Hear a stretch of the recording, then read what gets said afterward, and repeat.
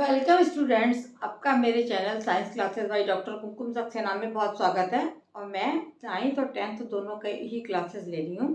और आज मैं पढ़ा रही हूँ आपको 10th क्लास का विद्युत का चैप्टर, जिसमें बता रही थी मैं कि प्रतिरोध क्या है, विशिष्ट प्रतिरोध क्या होता है बता चुकी हूँ। और तारों का जो प्रतिरोध है वो तारों को जोड़ने पर ही ज्ञात होता है। तारों को हम दो तरीके से दो क्रमों में जोड़ते हैं। पहले मैंने आपको बताया था श्रेणी क्रम में संयोजन।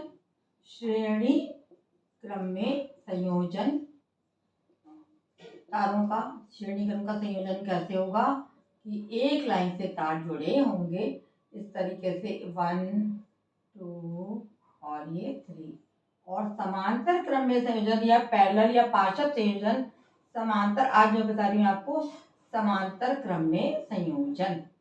ये दूसरा बताया जा रहा है आपका, ये सामने आपको दिख रहा है कि किस तरीके से लगाए गए हैं तारों को। इन तारों श्रेणी क्रम में तो एक के बाद दूसरा, दूसरे के बाद तीसरा लगाया जाता है, लेकिन समांतर क्रम में ये ये लगे हैं एक्स और वाई के बीच में 3 तार लगे हैं, ए बी और सी, ये 3 तार लगे हुए हैं। तीनों का जो है हमें समतुल्य प्रतिरोध ज्ञात करना है। वो कैसे लगाए जाते हैं, एक दूसरे के आगे पीछे उनके सिरों को बैटरी से कस दिया जाता है। इनको कस के निकाल के ये आई विद्युत धारा बह रही है, ये बैटरी विद्युत परिपथ बनाया गया है, ये एमीटर लगा हुआ है जो विद्युत धारा को नापता है, और ये कुंजी लगी है जिससे कि धारा प्रवाहित की जाती है। इस प्रकार से 3 तार आपको समांतर क्रम एक दूसरे के ऊपर नीचे लगाए जाते हैं, 3 4 5 कितने भी हम लगा सकते हैं। और उनका कॉम्बिनेशन करके उनका इन सिरों पर एक्स वाई सिरों पर जोड़कर विद्युत परिपथ से जोड़ दिया जाता है। तो इनका समतुल्य प्रतिरोध हम किस तरह से ज्ञात करेंगे, इसके बारे में मैं आज आपको बताने जा रही हूँ। कि पहले वाले में विद्युत धारा कितनी माना I1 है, तो I1 IB is equal to IR होता है, तो I बराबर हो जाएगा V अपॉन R। यानी वोल्टेज हमारा कितना है, इसमें कुल वोल्टेज हमारा V है, तो ये हो जाएगा V अपॉन R1, है ना। ये आपका I हो जाएगा V अपॉन R1। और I2 दूसरा तार का हम ज्ञात करेंगे I1, I2 बराबर V अपॉन R2। और तीसरे तार की विद्युत धारा हम ज्ञात करेंगे तो आ जाएगा I3 बराबर V अपॉन R3। तीनों का जो है वो कॉम्बिनेशन आपको समांतर क्रम में दिखाया जा रहा है या दिखाया गया है। तो कुल धारा हमारी कितनी आ जाएगी, कुल धारा इसमें जो प्रवाहित हो रही है I बराबर हो जाएगा I1 प्लस I2 और प्लस I3। ये तीनों मिला के कुल धारा I का मान एम्पियर में इसको ज्ञात करते हैं। कुल धारा I बराबर हो जाएगा I1 plus I2 plus I3। अब कुल धारा से हम इसको निकालेंगे, I बराबर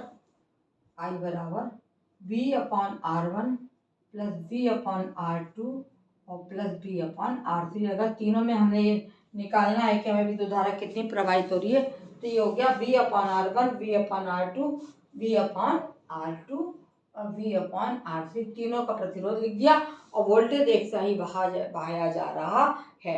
अब इसको हम फिर से निकालेंगे तो I बराबर हो जाएगा, इसको बाहर निकाल लिया, I बराबर इसका V बाहर ले लेंगे तो हो जाएगा 1 upon R1 plus 1 upon R2 और प्लस 1 अपॉन R3। तीनों जो है इस तरीके से आ जाएंगे। और तो समतुल्य प्रतिरोध इनका हमें ज्ञात करना है। I is equal to V upon R होता है, समतुल्य प्रतिरोध हो जाएगा 1 अपॉन R बराबर हो जाएगा 1 upon R1 plus 1 upon R2 और 1 अपॉन R3। इस तरह से इस कॉम्बिनेशन पार्षद क्रम में संयोजन या समांतर क्रम में संयोजन आपका कहलाता है। और इस फार्मूले से हम इसकी विद्युत धारा और रेजिस्टेंस R को ज्ञात कर लेंगे। यही फार्मूला लगेगा, R1 plus R2 plus R3 ना लग के 1 अपान R1 प्लस 1 अपान R2 प्लस 1 अपान R3 हो जाएगा। श्रेणी क्रम में जोड़ने पर समतुल्य प्रतिरोध का मान बढ़ जाता है, ये ध्यान रखिए। श्रेणी क्रम में जोड़ने पर, श्रेणी क्रम में जोड़ने पर समतुल्य प्रतिरोध का मान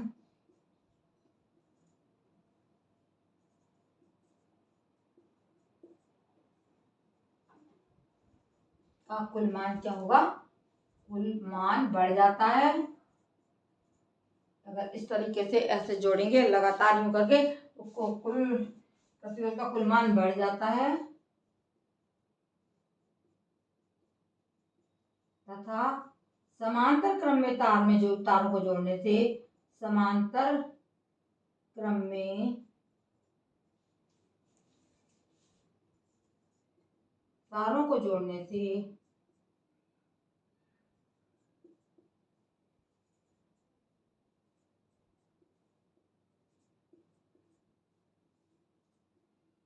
समतुल्य प्रतिरोध का मान कम हो जाता है। मान कम हो जाता है। इस प्रकार से ये आपको तारों का कॉम्बिनेशन बता दिया गया और इस पे आधारित सवाल आपको मैं अपने अगले लेक्चर में करवाऊंगी। मेरे उसको देखने के लिए आपका बहुत बहुत धन्यवाद बच्चों। और जिसने शेयर ना करा हो बच्चों वो सब्सक्राइब अवश्य करें, जो कर चुके हैं वो ना करें, शेयर करें और अन्य बच्चों को बताएं, क्योंकि मेरी ये कक्षाएं बिल्कुल निःशुल्क है। इसके लिए आपको कहीं भी कोचिंग सेंटर पे जाने की ज़रूरत नहीं है और एक एक चीज़ आपको पढ़ाई जा रही है जो आपके सिलेबस में है। धन्यवाद।